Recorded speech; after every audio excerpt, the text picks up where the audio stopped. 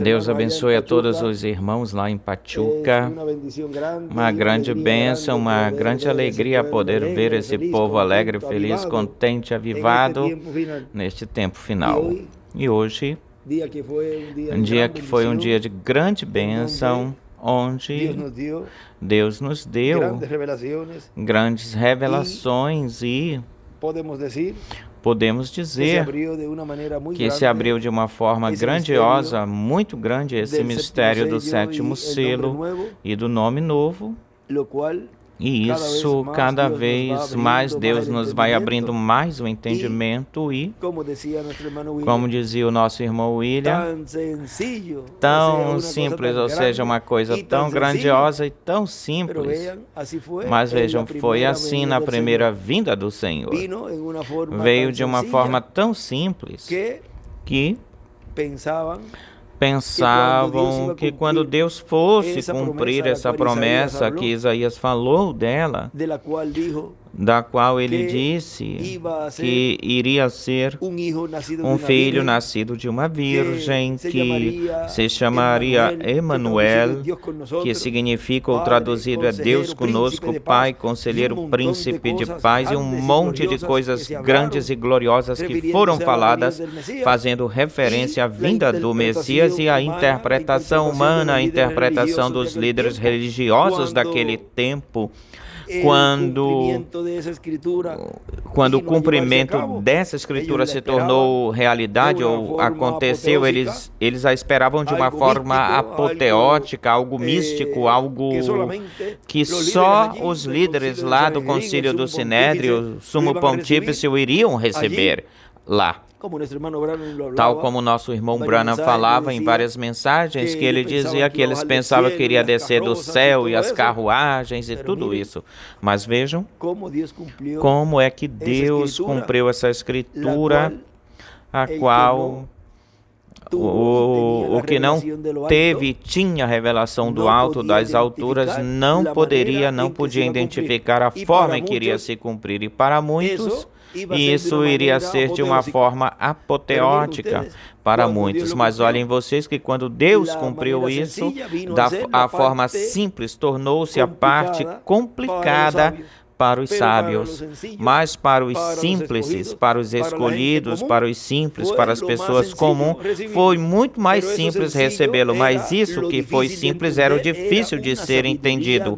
Era uma sabedoria divina que tinham que compreender para poder ver esse mistério, essa escritura sendo cumprida em Jesus de Nazaré, ou seja, que era algo que se precisava, era necessário a sabedoria das alturas, e essa sabedoria das alturas veio a ser ou tornou-se a simplicidade dos simples, das pessoas humildes e simples do comum do povo, e veio a ser ou se tornou algo complicado, ou seja, tornou-se algo fora da mente humana, fora do raciocínio humano para os líderes religiosos daquele tempo. E quando Deus cumpriu esta promessa, vejam, nasceu no meio do povo hebreu, como um menino, ou seja, nasceu desde o ventre da sua mãe, que nós sabemos que foi gerado pelo Espírito Santo, engendrado, nasceu de parto, deu à luz, e chorou, o bebê chorou, Jeová chorando, Jeová crescendo.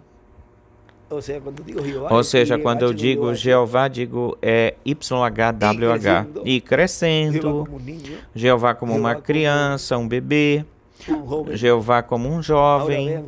Agora vejam, Jeová, acrescentaram a Jeová as vogais, como falamos hoje, para poder pronunciá-lo, mas esse não é o nome. Ou seja, teria-se que dizer YHWH, nascendo YHWH, tendo juventude, a sua juventude, YHWH, jovem, ou seja, mas vejam, para fazer isso, para fazê-lo pronunciável, torná-lo pronunciável, colocaram Jeová, mas nós sabemos que esse não é o nome. Agora, depois, vemos como é que esse nome veio a ser pronunciado ou pronunciável, e foi o nome que pôs em Josué, o seu sucessor. E tal como ele o escutou, ele o transmitiu e colocou em Josué. Olhem o mistério do nome, estava aí no meio do povo hebreu, o qual os introduziu à terra prometida, e muitos não se deram conta disso. Agora, olhem, vejam que no tempo de Jesus, Deus então, através desse arcanjo Gabriel, põe por nome ou coloca o nome de Jesus nesse menino que nasceria. Disse para Maria: lhe porás por nome Jesus. Agora vejam vocês que quando ele lhe falou, lhe porás por nome Jesus, depois também ele falou para José. Lhe disse: lhe porás por nome Jesus. Ou seja, que essa revelação que se teve lá, Moisés teve lá, que teve a revelação desse nome. E vejam vocês, por que eu digo que ele obteve a revelação? Porque essa foi a revelação que veio diretamente da coluna de fogo. Foi revelado, lhe foi dito: eu sou, eu sou. Ou seja, ele, ao escutar isso, escutar a pronúncia, quando ele falou, eu sou e me enviou a voz, ele recebeu essa revelação aí das alturas. Agora, essa revelação, Maria a recebeu, porque aí o arcanjo lhe disse: lhe porás por nome Jesus. Agora vejam vocês que Maria obteve a revelação do nome. Maria é a mulher que representa a igreja noiva. E ela soube, além do nome, ela soube a obra da qual ou pela qual esse menino que nasceria realizaria, faria. Porque foi falado na mensagem do arcanjo para Maria, foi falado isso. Ela sabia o nome e sabia a obra que se iria estar realizando, fazendo. E assim é neste tempo final. A igreja noiva já conhece o nome. A igreja noiva conhece a obra e o labor que esse homem está realizando, fazendo. E conhece o porquê, o motivo veio. Vejam, para reclamar-nos e levar-nos para a ceia das bodas do Cordeiro. Portanto, eles creem, têm crido, tal como Maria creu lá, nessa obra que ele estaria realizando. Agora apareceu lá, de uma forma tão simples para ela, em um obreiro da construção, lhe apareceu, o Messias apareceu a quem eles estavam esperando. Agora, o irmão Branham falou que seria tão humilde, uma pessoa pensaria que uma coisa tão extraordinária seria revelada lá no Vaticano, mas bem melhor, vem como o nascimento de João. E o nascimento de João, vejam, nasceu um menino como o nascimento de João. Agora vejam que ele veio sob ou debaixo do ministério de Elias na sua terceira manifestação, sob o ministério de Elias. E ele diz que, tal como o nascimento de Jesus lá no estábulo, ou seja, que vem com o ministério de Elias na sua quinta manifestação e com o nascimento de Jesus em um estábulo, ora, iria ser um menino que nasceria, tal como lemos hoje, que pergunta, o irmão Branham pergunta para um rabino: e você quer me dizer que o Messias vai ser uma criança, ou seja, nasceria? Sim, vai nascer, ou seja, que ele vai ter uma mãe? Sim, vai ter uma mãe. E vai ter um pai? Sim, vai ter um pai, vê? Para o judeu, essa é a forma, é o jeito que eles sabem ou conhecem que o Messias estaria no meio deles, entre eles, ou seja, que viria e eles o receberiam. Eles não receberam a primeira vinda do Senhor, mas a segunda vinda sim. E aí se lhes explicará, se lhes mostrará o que foi ou o que aconteceu na primeira vinda do Senhor. Agora vejam que a primeira vinda do Senhor foi tão simples e tão simples que nasceu, criou-se com os rapazes por lá, com os meninos. Agora era uma pessoa, ou seja, era um menino que era muito espiritual. Ele gostava de estar, vejam, com 12 anos ele estava aí no meio dos líderes, no templo, falando das coisas de Deus. e talvez não tivesse esse jeito assim das crianças de ficar brincando, mas ele certamente brincou com alguns por lá. Mas vejam vocês que na sua vida era uma vida dedicada à obra de Deus, a sua vida, porque ele disse: não sabes que nos negócios de meu pai me convém estar, ele falava. Agora vejam que, assim como foi ou aconteceu na primeira vinda do Senhor, o irmão Branham disse que seria paralelo em tudo. E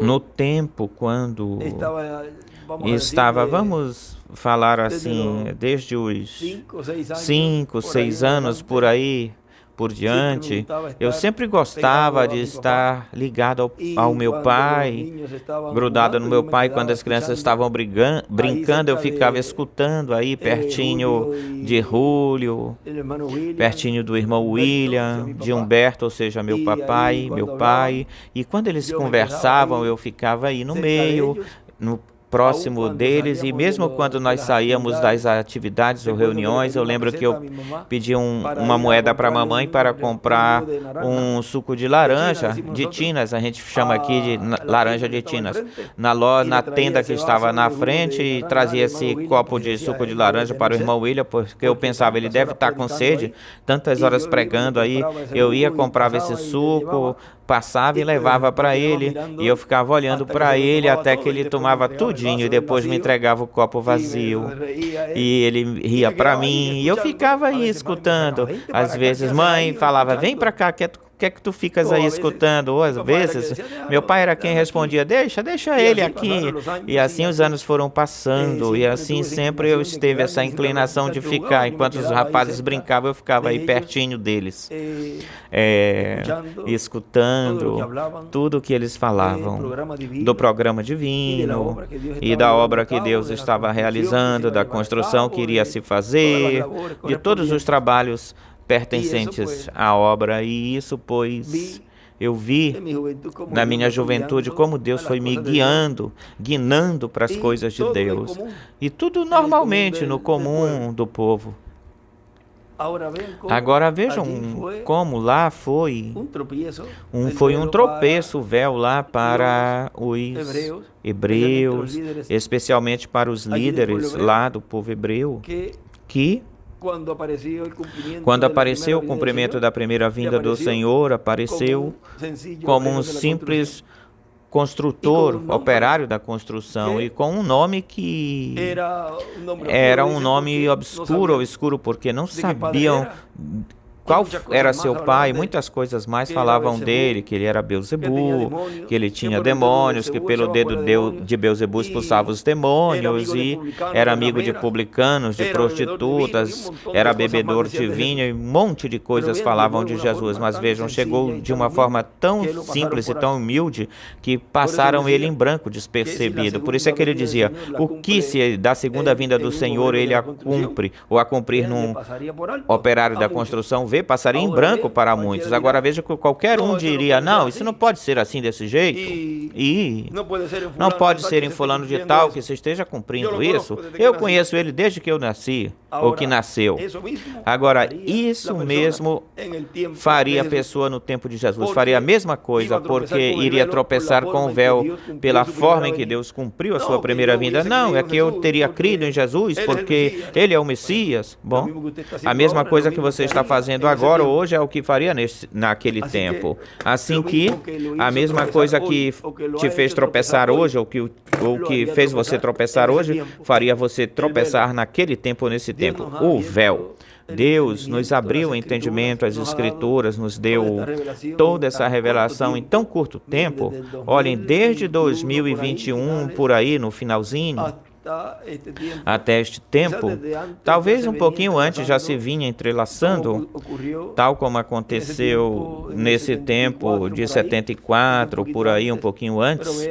Mas vejam, Deus foi dando mais luz até os 77, depois 78, 79, tudo isso foi Deus, foi dando mais luz em todo esse tempo e já foi mostrando o Senhor, através do nosso irmão William, tudo o que se estava realizando, fazendo e tudo que foi cumprido nessa década. E depois, mais adiante, ele continuou abrindo o entendimento e já na década, em 86 por aí, quando terminou essa geração, 86, aí ele pensava que aí iria se cumprir tudo como pensou também em 77, porque Deus aos profetas vai lhes abrindo e vai lhes dando pouco a pouco, pouquinho a pouquinho, não é de uma vez só, uma tacada só, senão que vai lhes abrindo as Escrituras e muitas vezes eles falam como se fosse eles.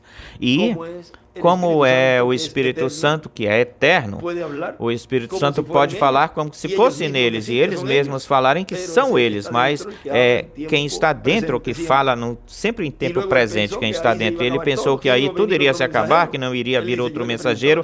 Ele diz, eu perguntei para o Senhor se vem mais alguém depois, mas ele me disse que eu continue. Ou seja, porque não tem que estar mostrando, não, que depois vem outro. Mais adiante, mais lá na frente mostrou e disse quem ele era e o trabalho que ele veio realizar, quem ele era, e depois aí ele soube, mas veja, depois ele deixou isso quietinho, e ele dizia, disto aqui eu não vou falar abertamente, e depois houve um tempo para cá, que sempre mencionava, isto tem que deixar quietinho, porque podem imitar a segunda vinda do Senhor. Ele já sabia que a forma em que Deus iria cumprir a segunda vinda do Senhor era de uma forma imitável, que podia ser imitado, e muito mais ainda quando se aproximasse esse cumprimento. Agora, ele protegeu muito o ministério do Messias. E mesmo desde que ele nasceu, toda a sua trajetória esteve vigiando por ele. De um tempo para cá, esteve até levando-o também pelas viagens, que ele chegou a dizer, não se estranhe, não estranhe que Miguel e Gabriel estiveram dando percorridos, trajetórias pela América Latina e o Caribe e pelo mundo, percorridos. Ele falava tudo isso e a gente não entendia. Vejam como Deus nos abriu esse entendimento, as Escrituras, porque é o tempo onde tudo estará sendo revelado para a igreja noiva, a qual ela estava esperando essa revelação e fé de rápido, a qual os trovões trazem essa fé. E quando diz que os trovões já tinham sido anunciados, e quando ele falava que já a trombeta já estava soando, e quando ele falava que os trovões já foram dados e todas essas coisas, daí muitos se apegam a isso, mas não entendem que ele estava mostrando o que aconteceria numa grande carpa catedral, que essa revelação, vejam, ele deu depois, mais adiante, esteve nos falando que em uma grande carpa catedral estaria se falando dos trovões, e diria, não, isso é o que ele está lendo aí, o que ele trouxe, o irmão Branham trouxe, ele trouxe, mas vejam, é a forma, é o jeito em que se está trazendo todo esse fundamento, todas essas escrituras, colocando-a direito, colocando bem, colocando a palavra direito, e ao colocar a palavra direito ou bem, aí produz essa fé de rápido. Vejam, mas disso não se fala, o mecânico, a mecânica, e como se está realizando, porque coisas que não vão ser faladas vão se deixar quietinhas, e quando tentam imitar, automaticamente se vê a léguas que é uma imitação. Mas o escolhido de Deus e os ministros que são escolhidos de Deus também estarão sempre olhando, vendo a arca, a palavra, e estarão seguindo as instruções do doutor William Souto Santiago, que nos falava, conectem-se com a carpa. Aquele que não está conectado com a carpa, ora, é um desobediente. Agora, e não deseja que seu grupo nem ele sejam transformados. Tão simples assim. Mas eu dou graças a Deus que tem um povo, existe um povo aí, em Pachuca, em todos os lugares do México, onde estão recebendo diretamente o ensinamento sobre carpa e estão se preparando para a transformação. Bom, era uma saudaçãozinha e a gente continua falando, mas o que Deus nos deu hoje foi algo muito, muito grandioso, onde Ele nos mostrou, vejam, aí disse, eu sou Jesus, acrescenta o Jesus, ou seja, acompanha Jesus acompanha o Eu Sou. Lá disse, Eu Sou, me enviou a voz. E vais dizer assim, Eu Sou enviou a voz. É como dizer, eu sou enviou a voz. William me enviou a voz. Porque vejam, quando se manifestou no tempo do irmão Branham, o idioma que se falava era o inglês, portanto tinha que ter o nome nesse idioma, William. Agora, Aí, se tivesse sido lá no meio do povo hebreu, teria acontecido a mesma coisa, ele teria falado YHWH. Agora, olhem como depois, quando ele recebe esse nome, ele vem como Eu Sou. E então se ele revela como o Jesus do Novo Testamento, porque esse é o nome de redenção durante a dispensação da graça. Ele diz: Eu sou Jesus a quem tu persegues. Mas vejam, porque tem que mencionar o Eu Sou, teria aí mencionado também, teria dito William Jesus. Vê? Agora, na sua segunda vinda, vejam, porque na sua primeira vinda ele o fez Senhor e Cristo. Agora vejam, o Senhor é o ser. Vejam que Senhor é um título. Agora, depois ele aí no que nós lemos, Senhor, HV, quando Marta lhe chamou Senhor com maiúscula, e ele o fez Senhor e Cristo. Mas vejam, Deus, neste tempo final, ao ser paralelo em tudo, e o nome Ele é singular, vejam como o Messias no Cristo, no ungido, o qual no ungido e Cristo, o ungido, é a mesma coisa, significa a mesma coisa, mas vejam, lá foram chamados de cristãos, por Cristo, mas por causa de Cristo. Mas vejam aqui, como chamarão aqui? Agora vejam vocês que nós falamos do ungido no meio do povo. Agora eles seriam os ungidos. Agora tudo isso vai se abrindo cada vez mais e mais, vai se abrindo tudo isso, e é o que estaria dando a fé de rapto para a igreja noiva. Bom, que Deus os abençoe, Deus os guarde. Foi para mim um privilégio, uma bênção poder compartilhar com vocês estes momentinhos e receber essas saudações tão formosas, bonitas nesse vídeo, que me mandaram essa alegria, esse gozo que tem lá nestes momentos. Que Deus os abençoe e guarde a todos. Hoje, domingo 8 de dezembro deste ano de 2024. Palavras do Doutor José Benjamin Pérez Matos.